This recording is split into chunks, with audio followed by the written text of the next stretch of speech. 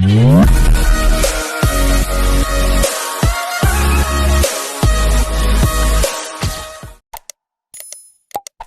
Student पढ़ने जा रहे हैं एटॉमिक स्ट्रक्चर का दो important topic, first poly exclusion principle और सेकंड हुड्स रूल। ये दोनों इलेक्ट्रॉनिक कॉन्फ़िगरेशन से रिलेटेड कॉन्सेप्ट प्रदान कर रहे हैं। जरा ध्यान से आप सभी स्टूडेंट इसको समझने का प्रयास करेंगे। पॉली एक्सक्लूजन प्रिंसिपल ये दिया गया है वोल्फगैंग पॉली के द्वारा, यानी डब्ल्यू पॉली के द्वारा इन 1925। ये कॉन्सेप्ट किसी से रिलेटेड है, ध्यान से आप समझेंगे।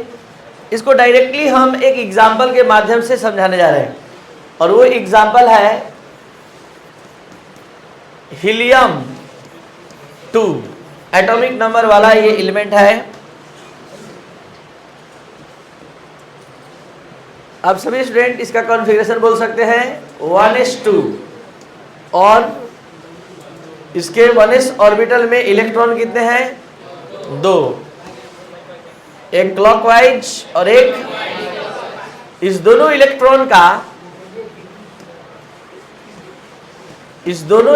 का 4 क्वांटम नंबर आप सभी स्टूडेंट को बताना है। इस दोनों इलेक्ट्रॉन का जो चारों क्वांटम नंबर है, बारी बारी से आप इसके क्वांटम नंबर को बताएंगे, इस दोनों इलेक्ट्रॉन का। तो तैयार है आप लोग?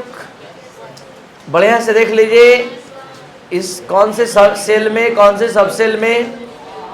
तो यहाँ n ऑर्बिट को रिप्रेजेंट करता है, और ऑर्बिट पता चलता है कहाँ से? यहाँ से। तो n का वैल्यू इस इलेक्ट्रॉन के लिए भी n का वैल्यू साथ साथ बोलते जाना है। l का वैल्यू s सब सेल 0 0। जब l का वैल्यू 0 होता है तो m का वैल्यू भी। और ये इलेक्ट्रॉन क्लॉकवाइज है, और ये, तो इसका वैल्यू और इसका। और अब ध्यान से समझेंगे, बोलेगा कोई नहीं, ध्यान से समझना है। किसी एक ही एटम के 2 इलेक्ट्रॉनों की कभी भी चारों क्वांटम संख्या का मान 4 क्वांटम नंबर्स का वैल्यू कभी भी सेम नहीं हो सकता है।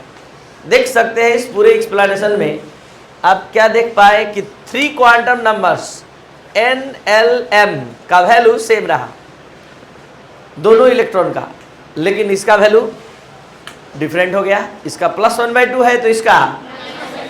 इसी को दूसरे ढंग से सुनिए, किसी एक ही एटम के 2 इलेक्ट्रॉनों की अधिक से अधिक 3 क्वांटम नंबर्स का वैल्यू सेम होता है। चौथी क्वांटम नंबर यानी 4th क्वांटम नंबर का वैल्यू निश्चित डिफरेंट होता है। इस बात को एक और एग्जाम्पल से समझा रहे हैं। Nitrogen 7 1s2 2s2 2p3।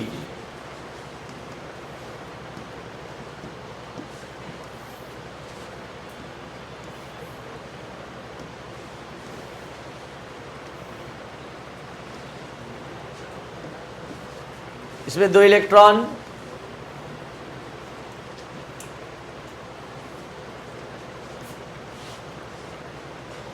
इसमें एक एक करके। अब बोलिए आप किस 2 इलेक्ट्रॉन को हम इसमें से लें। प्रयास करें कि पॉली का एक्सक्लूजन प्रिंसिपल गलत हो जाए। कोई भी 2 इलेक्ट्रॉन लीजिए, कोई भी 2 इलेक्ट्रॉन। मान लीजिए हम इस बार n मतलब कि s का वैल्यू बदलने नहीं देना चाहते हैं। s का वैल्यू बदला था ना वहाँ, +1/2 और -1/2। अब इस बार सोच रहे हैं कि एकदम मत बदले। तो देखिए क्या दिक्कत हो गया, n का है वैल्यू शुरू में ही बदल गया, बाकी सब सेम रहा 0 0 0 0, +1/2 +1/2। सारे क्वांटम नंबर का वैल्यू LMS का वैल्यू तो सेम रहा, लेकिन स्टार्टिंग में ही बदल गया प्रिंसिपल क्वांटम नंबर। इससे प्रूफ हो रहा है कि कभी भी किसी एक ही एटम के 2 इलेक्ट्रॉनों की, किसी भी 2 इलेक्ट्रॉन, कोई भी 2 इलेक्ट्रॉन ले लीजिए, तीन ही क्वांटम नंबर सेम हो सकता है, चौथा quantum number, fourth quantum number का वैल्यू जरूर डिफरेंट होगा, यानी 4 में से एक का वैल्यू जरूर डिफरेंट होगा। तो ये किस बात का वेरिफिकेशन करता है, किस बात का प्रमाण देता है ये रूल कि एक ऑर्बिटल में अधिक से अधिक 2 इलेक्ट्रॉन भरते हैं। इस बात का प्रूफ देने आया है ये रूल कि एक ऑर्बिटल में 2 ही इलेक्ट्रॉन भरते हैं। अगर 3 इलेक्ट्रॉन भरते तो चारों क्वांटम नंबर सेम हो जाता, नहीं हो जाता? इसका अगर हम बोलते तो चारों क्वांटम नंबर का वैल्यू क्या हो जाता है? सेम हो जाता है। इसे समझ में आ रहा है, आज प्रूफ हो गया इस रूल से, इस प्रिंसिपल से कि किसी एक ऑर्बिटल में अधिक से अधिक कितने इलेक्ट्रॉन होते हैं? 2। अगर 3 इलेक्ट्रॉन एक ऑर्बिटल में भरेगा तो निश्चित है कि चारों quantum number, fourth quantum number का वैल्यू क्या हो जाएगा? सेम। अब इसको एक सिस्टम में, जैसे आप क्लास नोट्स में लिखेंगे, उसको एकदम सिस्टम में समझ लीजिए। अकॉर्डिंग टू दिस प्रिंसिपल, 2 तरह से no two electron, no two electron मतलब किसी भी 2 इलेक्ट्रॉन का, इन एनी एटम, किसी भी एक ही एटम के 2 इलेक्ट्रॉनों की, have same set of 4 quantum number, किसी भी एक ही एटम के 2 इलेक्ट्रॉनों की चारों क्वांटम संख्या का सेट, समुच्चय समान नहीं हो सकता। इसी को दूसरे ढंग से, in other words, in the same atom, किसी एक ही एटम में एनी 2 इलेक्ट्रॉन, किसी 2 इलेक्ट्रॉनों की, may have 3 quantum number identicals, 3 quantum number का वैल्यू आइडेंटिकल होता है, but fourth must be different, लेकिन चौथी क्वांटम नंबर का मान निश्चित डिफरेंट होता है। इस बात को हम समझाने का प्रयास किए 2 एग्जाम्पल के माध्यम से, एक हीलियम और दूसरा नाइट्रोजन। तो ये था पॉली एक्सक्लूजन प्रिंसिपल, पॉली के भिन्नता का सिद्धांत, कि 4 क्वांटम नंबर्स में से अधिक 3 क्वांटम नंबर ही आइडेंटिकल हो सकते हैं, फोर्थ मस्ट बी डिफरेंट, चौथा क्वांटम नंबर निश्चित डिफरेंट होगा। तो ये था पॉली एक्सक्लूजन प्रिंसिपल जो फिनिश हुआ। अब हम लोग आज काफ़ी इंटरेस्टिंग एक रूल पढ़ने जा रहे हैं, जिसको हम लोग पहले भी पढ़ चुके हैं, हुंड्स रूल। तो क्या है हुंड्स रूल? ध्यान दिया जाए। हुंड्स रूल का संबंध sp-df सबसेल के ऑर्बिटल में इलेक्ट्रॉन भरने से है। एक बात और बता दें, अभी तक जो हम लोग पढ़े क्वांटम नंबर, इलेक्ट्रॉनिक कॉन्फ़िगरेशन और पॉली एक्सक्लूजन प्रिंसिपल, इन सभी का संबंध एक दूसरे से रिलेशन था। तो जो स्टूडेंट बीच में क्लास ज्वाइन किए हैं, ऑनलाइन या ऑफलाइन दोनों, उनको थोड़ा लग रहा होगा कि NLMS कहाँ से वैल्यू आ रहा है। तो इसके लिए आप व्हाट्सएप नंबर 9431434546 पर व्हाट्सएप रिक्वेस्ट भेजिए, आपको हम पीछे का वीडियो लेक्चर भेजते हैं, आपको समझ में आ जाएगा। अब यहाँ से हुंड्स रूल से हम आपको बता दें कि यहाँ से आपको कोई कन्फ्यूजन नहीं होगा, पीछे से इसका कोई रिलेशन नहीं है। अगर है तो हम बताते हुए चल रहे हैं, ध्यान दिया जाए। बताइए जल्दी से, सबसेल कौन कौन होते हैं? sp-df, इन सभी को सबसेल कहते हैं। तब अब 0 लेवल से यहाँ से सबको समझ में आएगा, जो लोग क्लास एब्सेंट किए हैं या जो लोग आज से आए हैं। S में कितना इलेक्ट्रॉन? P में, D में इलेक्ट्रॉन, D में, F में, ये नंबर ऑफ इलेक्ट्रॉन के बारे में पूछा गया और आपको बताया गया था, 2 बार बता चुके हैं कि एक ब्लॉक में, मतलब एक ऑर्बिटल में अधिक से अधिक 2 इलेक्ट्रॉन भरता है। तो 2 इलेक्ट्रॉन जब भरता है और इसके पास 2 ही इलेक्ट्रॉन होता है, तो ऐसा कितना ऑर्बिटल से काम चल जाएगा? इसके पास 6 इलेक्ट्रॉन होता है, तो 3 ऑर्बिटल्स होंगे तो ये पूरा फुल हो जाएगा। इसके पास, एक बार फिर से बता दें, इस ब्लॉक को ऑर्बिटल बोलते हैं। तो इसके पास 1 ऑर्बिटल, इसके पास 3, इसके पास 5 और इसके पास, तो F सबसेल में 7 ऑर्बिटल्स होते हैं। आपको बता दें कि आप पढ़ने जा रहे हैं हुंड्स रूल। हुंड्स रूल का लिमिटेशन है कि हुंड्स रूल उस और सबसेल के लिए एप्लीकेबल होता है, यूजफुल होता है, जिसमें 1 से अधिक ऑर्बिटल होते हैं। तो 1 से अधिक ऑर्बिटल किसमें किसमें है? जैसे देखिए, किसमें किसमें 1 से अधिक ऑर्बिटल है? P में है, D में है, F में है। तो आप आज के बाद ध्यान देंगे एस में हुंड रूल नहीं लगता, एस के लिए हुंड का नियम नहीं है, पी के लिए है, डी के लिए, एफ के लिए है। सवाल है क्यों? क्योंकि इनमें ऑर्बिटल की संख्या एक से, तो एक से अधिक ऑर्बिटल रखने वाले सबसेल के लिए एप्लीकेबल है। तो हुंड्स रूल है क्या? तो हुंड्स रूल यही है कि इलेक्ट्रॉन वैसे सबसेल जिसमें ऑर्बिटल की संख्या एक से अधिक होती है, बट पर ध्यान दीजिए, ऑर्बिटल की संख्या एक से अधिक होती है, उसमें इलेक्ट्रॉन पहले एक एक करके भरता है, तब उनका पेयरिंग शुरू होता है, मतलब जोड़ा लगना शुरू होता है। यानी पी डी एफ सबसेल के ऑर्बिटल्स में इलेक्ट्रॉन का पेयरिंग होना, जोड़ा लगना तब तक से शुरू नहीं होता है जब तक कि दिए गए सबसेल के प्रत्येक ऑर्बिटल में एक एक इलेक्ट्रॉन उपस्थित न हो जाए। क्या हम बोल रहे हैं, इसको अब एग्जाम्पल समझिए। 3d4 भरना है, तो इलेक्ट्रॉन हम भर रहे हैं, आपको बताना है सही भर रहे हैं कि गलत? गलत, क्योंकि अभी हम तुरंत बोले कि इलेक्ट्रॉन भरने का नियम है कि इलेक्ट्रॉन पहले एक एक करके भरेगा। 4 हो गया। अगर 3d7 होता तो हम कैसे भरते? पहले 4, 5, अब पेयरिंग लगना शुरू होगा। लास्ट बार 4f9 भरना है, ये एफ सबसेल है, तो इलेक्ट्रॉन कैसे भरेगा? पहले एक एक करके, एक एक करके 7 भर दिए, 7, और टोटल कितना भरना है? 9। तो ये हो गया आपका 8 और ये हो गया 9। ये तरीका सही। तो हुंड्स रूल लास्ट बार आपके अपने लैंग्वेज में पीडीएफ सबसेल के ऑर्बिटल्स में इलेक्ट्रॉन का पेयरिंग होना तब तक से स्टार्ट नहीं होगा जब तक कि दिए गए सबसेल के ऑर्बिटल में प्रत्येक ऑर्बिटल में कम से कम एक इलेक्ट्रॉन उपस्थित न हो जाए। अब क्या है हुंड्स रूल? एकदम बढ़िया से सिस्टम में समझ लीजिए। हुंड्स रूल दिया गया है हुंड के द्वारा, और अकॉर्डिंग टू दिस रूल क्या कह रहा है? इलेक्ट्रॉन पेयरिंग, इलेक्ट्रॉन का पेयरिंग होना इन पीडीएफ सबसेल, पीडीएफ सबसेल में कैन नॉट अकर्स, नहीं हो सकता है, अनटिल, जब तक कि each orbitals of given subshell contains 1 electron each, दिए गए सबसेल के प्रत्येक ऑर्बिटल में एक इलेक्ट्रॉन प्रेजेंट न हो जाए। This rule deals with the filling of electron in p d f subshell which contain degenerate orbital. अब यहाँ एक वर्ड आ गया नया, degenerate orbital. What is degenerate orbital? तो आप लोग को हम एक दिन बतलाए थे इधर हाल ही में कि P में 3 ऑर्बिटल्स होते हैं,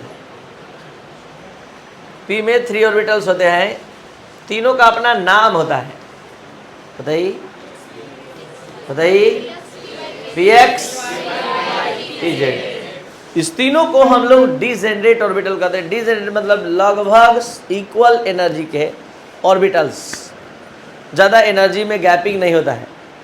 ये 2px, ये 2py, अगर 2p का बात कर रहे हैं तो ये 2px होगा, ये 2py होगा, ये 2pz होगा। तो इन ऑर्बिटल्स को हम बोलते हैं डिजेनरेट ऑर्बिटल। अगर आप डी में बात करना चाहेंगे तो डी सबसेल में आप सभी स्टूडेंट जानते हैं, डी सबसेल में 5 ऑर्बिटल्स होते हैं।